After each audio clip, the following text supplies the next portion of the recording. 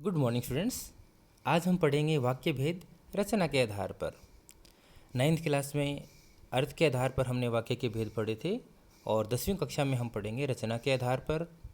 ये वे जो विषय है, टॉपिक है, ये 3 नंबर का प्रश्न इसमें से आता ही आता है। तो सबसे पहले हम दोहरा लेते हैं वाक्य की परिभाषा क्या होती है। तो वाक्य भाषा की लघुत्तम इकाई है। अपने मन के भावों और विचारों को प्रकट करने के लिए तथा उन्हें दूसरों तक पहुंचाने के लिए हम वाक्यों का सहारा लेते हैं। वाक्य विभिन्न शब्दों के योग से बनता है। वाक्य में प्रयुक्त प्रत्येक शब्द का अपना अलग अर्थ होता है। यानी कि ये मान के चलिए कि सार्थक शब्दों का समूह ही वाक्य कहलाता है। कोई भी ऐसा शब्द हम प्रयोग नहीं करेंगे जिसका कोई अर्थ ना हो। अब सार्थक शब्द तो हमारे पास हो गए, लेकिन उनको हम किस तरह से लिखें कि वो वाक्य कहलाए, तो वो होना चाहिए व्यवस्थित, जिसमें कर्ता अथवा क्रिया प्रयुक्त हो तथा जो पूरा आशय प्रकट कर सके, वाक्य कहलाता है। जैसे छात्र पुस्तक पढ़ रहा है, फादर बुल के संकल्प से सन्यासी थे, नेताजी सुंदर लग रहे थे, इत्यादि। अब हम बात करते हैं वाक्य के अंग की। तो वाक्य के मुख्यतः 2 अंग होते हैं। एक होता है उद्देश्य और दूसरा होता है विधेय। इंग्लिश में भी आपने पढ़ा होगा, ये सब्जेक्ट एंड प्रेडिकेट कहलाते हैं। हिंदी में इनको हम उद्देश्य और विधेय के नाम से जानते हैं। तो उद्देश्य क्या होता है? उद्देश्य वाक्य में जिस वस्तु के विषय में कहा जाता है उसे उद्देश्य कहते हैं। विधेय वाक्य के उद्देश्य के विषय में जो कुछ कहा जाएगा उसे विधेय कहेंगे। उदाहरण के तौर पर श्याम ने बाजार से फल लिए, तो अब इसमें उद्देश्य क्या होगा, हमारा सब्जेक्ट क्या होगा, श्याम ने होगा, और विधेय बाजार से फल लिए।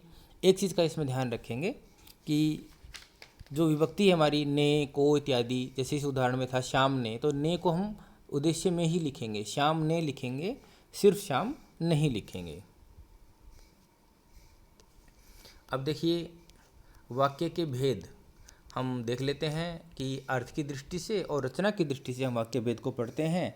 9th क्लास में हमने पढ़ा था अर्थ की दृष्टि से 8 भेद होते हैं: विधानवाचक, निषेधवाचक, आज्ञावाचक, प्रश्नवाचक, विस्मयवाचक, संदेहवाचक, इच्छावाचक, संकेतवाचक। और रचना की दृष्टि से 3 भेद होते हैं: सरल वाक्य, मिश्र वाक्य, संयुक्त वाक्य। तो बड़े ही आसान है ये 3 नंबर का प्रश्न।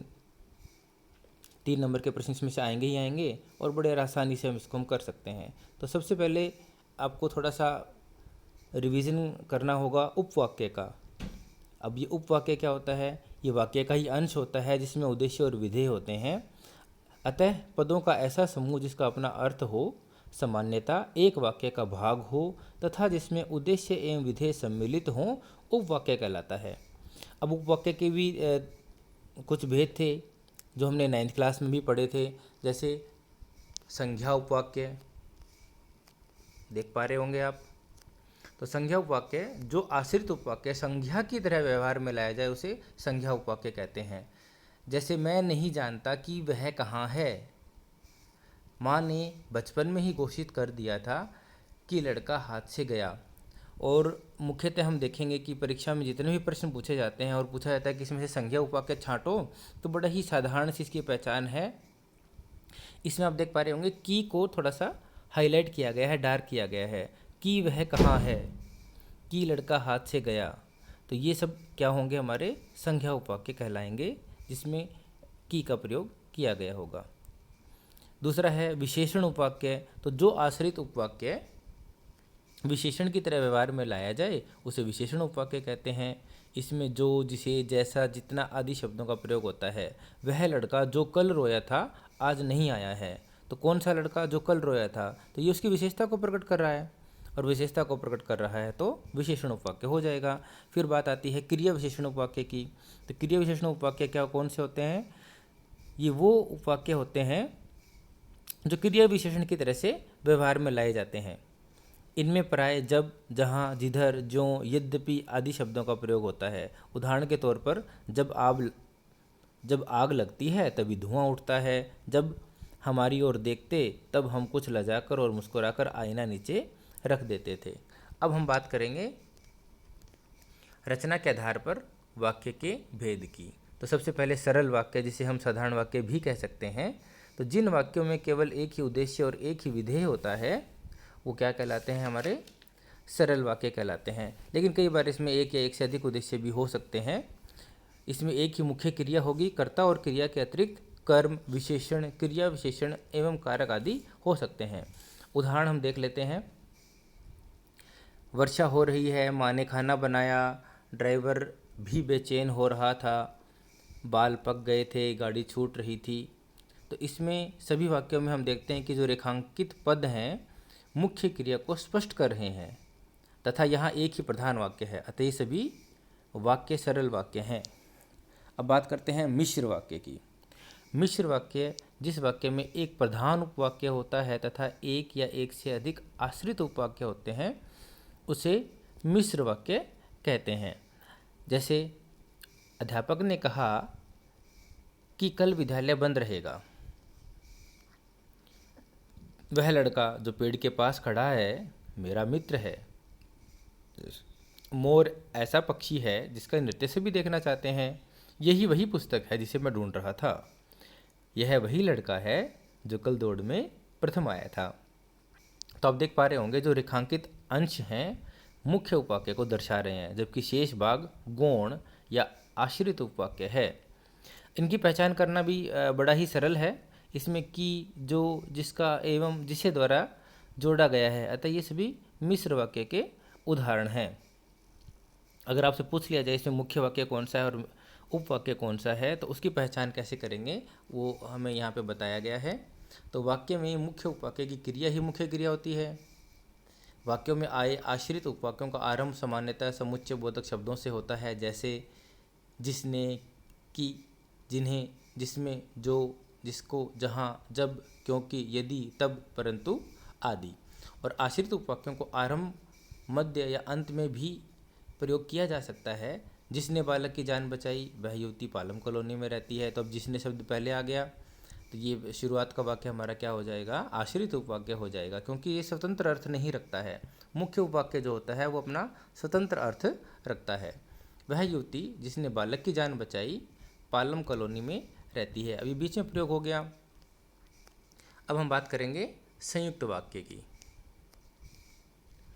तो संयुक्त वाक्य क्या होता है, जिस वाक्य में दो या दो से अधिक सरल मिश्र वाक्य परस्पर किसी अव्ययोजक द्वारा, अब ये अव्ययोजक शब्द कौन से हैं हमारे, और, या, तथा, एवं, परंतु, अथवा, इसलिए, अतः, फिर भी, किंतु, लेकिन, पर आदि से जुड़े हों उसे संयुक्त वाक्य हम कहेंगे।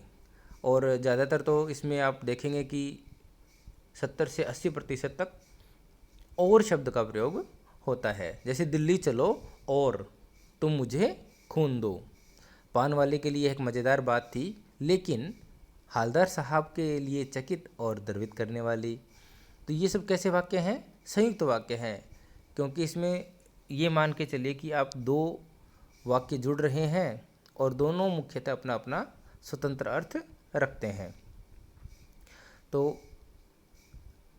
वाक्यों का रूपांतरण, अब अभ्यास थोड़ा हम करेंगे कि एग्ज़ाम में, हमारी परीक्षा में प्रश्न पूछे कैसे जाएंगे। प्रश्न इस तरह से पूछे जाएंगे, साधारण वाक्य से संयुक्त वाक्य में परिवर्तन कीजिए, संयुक्त वाक्य से साधारण वाक्य में कीजिए, मिश्र वाक्य से साधारण वाक्य में कीजिए, या इनका उल्टा, साधारण वाक्य से मिश्र वाक्य, संयुक्त वाक्य से मिश्र वाक्य, मिश्र वाक्य से संयुक्त वाक्य।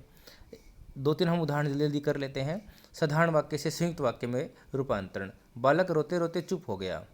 अब ये संयुक्त वाक्य में बदलना है, तो हमने देखा था कि संयुक्त वाक्य में योजक शब्द का प्रयोग होना चाहिए, तो हम सीधा इसका रूपांतरण करेंगे, बालक रोया और चुप हो गया। तो और शब्द का प्रयोग कर लिया हमने, योजक शब्द जो था हमारा, कठोर बनकर भी सहृदय रहो। कठोर बनो परंतु सहृदय रहो। जरूरी नहीं है कि आप हर बार और शब्द का ही प्रयोग करेंगे, वाक्य के भाव को देख करके हम योजक शब्दों का प्रयोग करेंगे। एक और उदाहरण हम देख लेते हैं। आलसी होने के कारण वह विफल हुआ। वह आलसी था इसलिए विफल हुआ। तो हमने 3 वाक्य देखे, एक में और का, एक में परंतु का, और इसमें हमने इसलिए का प्रयोग किया।